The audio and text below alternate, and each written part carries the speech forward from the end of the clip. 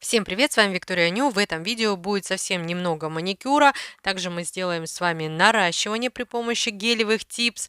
И будет два стемпинг дизайна, и оба они будут с внутренней и с внешней стороны типс. Если вам интересно, оставайтесь со мной, и я желаю вам приятного просмотра. Ну а для начала давайте посмотрим, как относилось предыдущее наращивание. А, Эти ноготки продержались у меня больше месяца, 4,5 недели, если быть точной. Это было наращивание по большей части экспериментом, ну и как видите, в принципе, этот эксперимент вполне удался. То есть на обоих руках дизайн делался с внутренней стороны, а на правой руке также еще и с внешней стороны. На правой руке видно, что длина у ноготков разная, потому что они у меня просто-напросто стираются. Правая рука очень часто контактирует у меня с ацетоносодержащей жидкостью, вот из-за этого, я так думаю, это происходит. На левой руке длина такая же и осталась, тут никаких проблем в принципе нет. С внутренней стороны и слайдеры, и ромбики все замечательно продержалось. Как вы видите, все ноготки на месте. При этом также стоит отметить, что за счет слайм-геля, ну, у меня нет там каких-то отслоек или вот как-то я там себя как-то дискомфортно чувствовала. Ну, сами видите, то есть ногти прилично отросли, и при этом все отлично держится. С дизайном на левой руке прощаться мне совсем не хотелось. Нужно будет обязательно как-нибудь его повторить. У меня есть еще другие ромбики. Вот, может быть, как-то их применю. Единственное, спиливать этот дизайн было немного сложнее, так как вот эти ромбики, они, знаете, летят в разные стороны. И лучше, конечно, если у вас есть специальный такой экран, либо одевайте очки. Верхнюю часть покрытия я спилила фрезой, а вот уже остатки удаляю при помощи Nail стимера. Это способ, в принципе, размачивания. Через 5 минут при помощи пушера я удаляю вот этот тонкий слой слайм-геля. Снимается он, знаете, так вот прям а, как вот слоями, как двухсторонний скотч. А, Ничего сложного тут абсолютно нет. При этом замечу, что база на ногтях где-нигде осталась, так как каучуковые базы не боятся ацетона содержащих жидкостей. Старый материал я полностью сняла, но вот тут прохожусь пилочкой для того, чтобы приподнять чешуйки, анихобласты и ну, заодно выровнять немного поверхность, да, ногтевой пластины. Также полностью убираю свободный край. Апельсиновой палочкой приподнимаю кутикулу, и дальше у меня, в принципе, все то же самое. Единственное, вот я хочу такой момент, да, объяснить. В прошлый раз я не показывала процесс маникюра, потому что я просто не делала аппаратный маникюр. Я взяла ремувер специальный, обработала кутикулу и апельсиновой палочкой удалила там вот птериги и там то, что, в общем, этот ремувер размягчил. И вы знаете, результат, в принципе, мне изначально понравился. Но буквально через несколько дней я поняла, что вот просто такое впечатление, как будто вообще не делался никакой маникюр. И, то есть на протяжении вот этого месяца я несколько раз все-таки ну вот, использовала ремувер для того, чтобы опять убрать какие-то вот такие ороговевшие частички. В общем, поэтому в этот раз решила все-таки сделать аппаратный маникюр, ну, потому что ремувером результат, ну, скажем так, долго не держится. Подбор стипс я уже не делаю, так как знаю свой размер, и тут вот подготавливаю их при помощи безворсовой салфетки и ацетоносодержащей жидкости, обрабатываю с внутренней стороны. Установила типсы на подставке и теперь перекрываю тонким слоем базы. У меня это база Latex Base от компании Ice Art Studio. Буквально по капельке выложила и затем уже сторонней кисточкой тонким слоем распределяю материал с внутренней стороны типса. Таким образом я подготовила все 10 типс, и после полимеризации можно приступать уже к внутреннему дизайну. После полимеризации с внутренней стороны у нас есть дисперсионный слой. И вот на этот слой, ну, во всяком случае, этой базы, которую я использовала, очень легко можно отпечатывать стемпинг рисунки. Эту часть видео я специально не ускоряю, не замедляю, не вырезаю, то есть, чтобы вы видели процесс от и до. То есть вот тут я отпечатала один рисунок, скотчем с подушечки убираю все, что не нужно, затем также не очищая пластину, снова наношу лак для стемпинга, скребком убираю лишнее, отпечатываю рисунок с пластины и тут же отпечатываю рисунок на внутреннюю часть типса. Таким образом можно отпечатать на самом деле все 5 типс. То есть если я бы не снимала этот момент, то вот скорость у меня была бы намного выше, да, там я вам еще не показывала бы типсы, там и все такое. Ну, то есть у меня по скорости получается отпечатать рисунок на все 5 типс.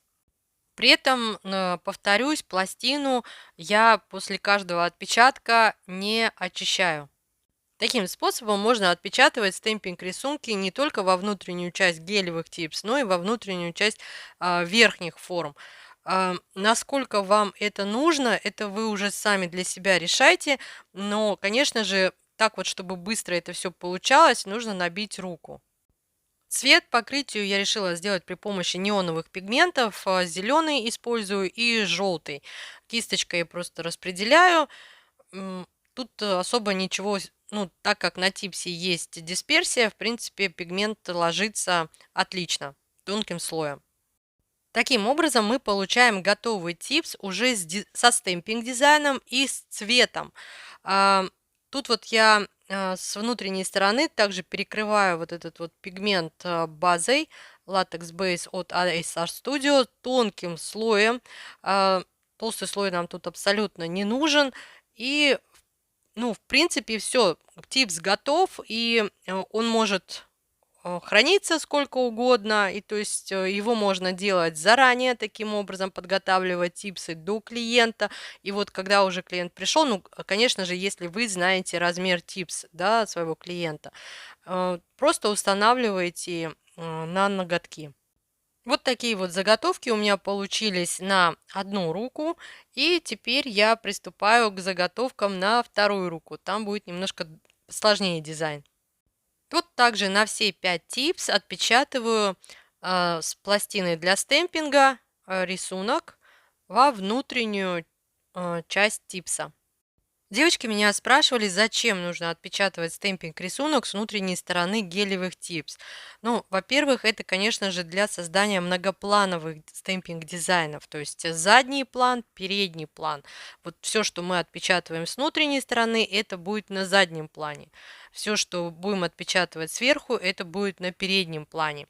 Ну и еще это также очень удобно вот именно для ну, вот подготовки заранее. На типсах все-таки сделать это намного проще, чем на себе, либо на клиентах. Еще такой момент. Отпечатав стемпинг рисунок во внутреннюю сторону типс, мы также можем сделать реверсивный стемпинг. То есть, ну, тут мы раскрашиваем стемпинг с внутренней стороны типса. С лицевой стороны у нас получается красивый, уже ну, готовый реверсивный стемпинг. В данном случае я раскрашиваю рисунок. Это акварельные гель-лаки, именно акварельные гель-лаки от компании Beauty Lux. У них, знаете, такая хорошая пигментация и витражный эффект. На этом этапе можно использовать гель-лаки с абсолютно любым эффектом. С эффектом кошачий глаз, витражные гель-лаки. В общем, все те, которые у вас есть. И, ну, согласитесь, так реверсивный стемпинг мы делаем на штампе, либо на силиконовом коврике, потом делаем слайдер, отпечатываем, ну, либо на праймер. В общем, а тут у вас сразу все вы делаете во внутренней части типса. Этот дизайн будет полупрозрачный. Опять-таки на дисперсию выкладываю хлопья юки. Ну и теперь мне остается только перекрыть все это дело тонким слоем базы. Опять-таки беру Latex Base от компании ASR Studio и заполимеризовать. Вот, собственно, вторая пятерка типс уже готовых с дизайном готовы. Все заготовки я делаю конвейерным методом, поэтому много времени особо это не занимает. Вторая пятерка типс у меня получилась вот такая. Сейчас на камеру вот этот перелив фона не особо хорошо виден, но по итогу, когда мы будем перекрывать типс уже сверху, то весь этот блеск проявится. Перед тем, как устанавливать типсы на ноготки, я снова их примеряю. Для чего? Для того, чтобы если вот, например, типс, ну вот, как-то где-то плохо встает, особенно это бывает заметно в синусах, то я просто пилочкой слегка подпиливаю эти моменты для того, чтобы типс, ну, скажем так, на ноготок сел вот максимально близко к кутикуле.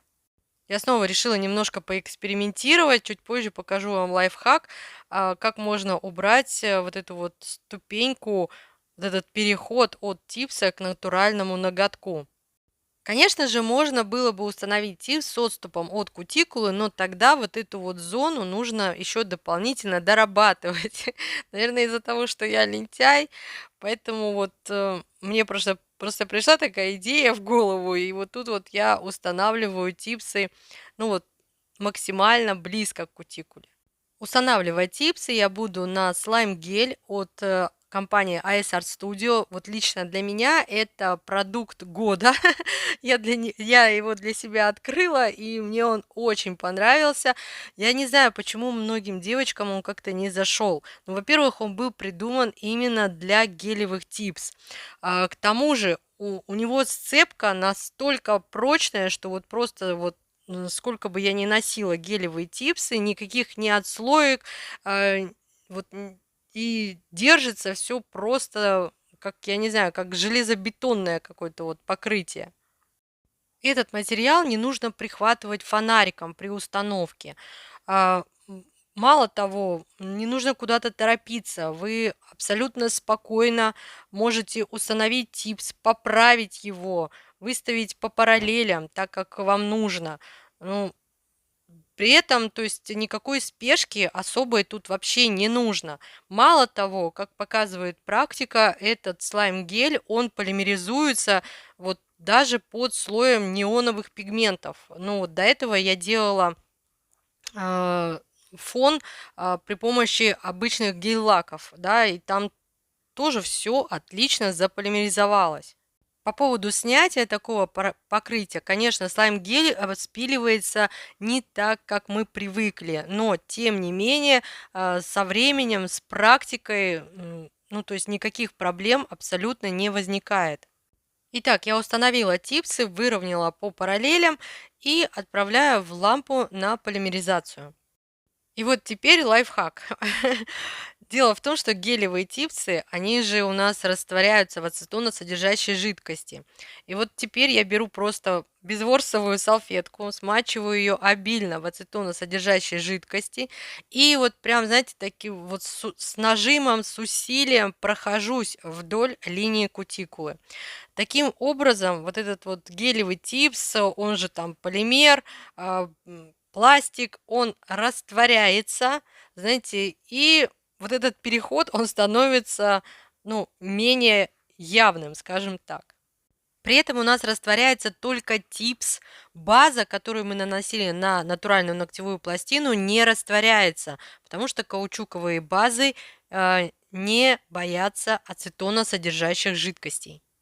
Вот тут я перекрыла тип с жесткой базой, это Strong Base от AS Art Studio, и после полимеризации удаляю дисперсию. Этот слой базы нам нужен для того, чтобы последующие материалы хорошо на типсе держались. После этого этапа можно и гелем там толщину выложить, ну, в общем, если вам это, конечно, нужно.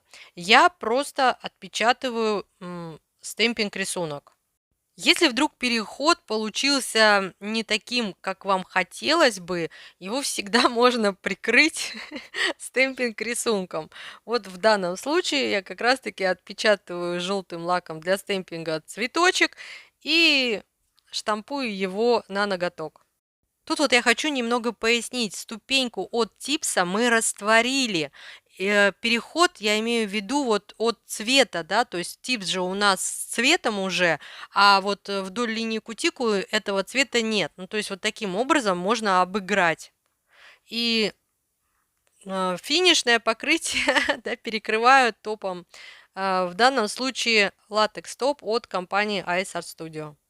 На левой руке делаю все точно так же. И пока вы наблюдаете за процессом, хотелось бы вот еще немного пояснить. Дело в том, что вот когда мы делаем наращивание на верхние формы, мы ведь точно так же вот этот вот переход цвета именно, да, вот от кутикулы до уже нарощенной части ноготка, мы ведь также либо там вот делаем растяжку из вот этих вот блесток, либо докладываем, да, этот же материал вдоль линии кутикулы.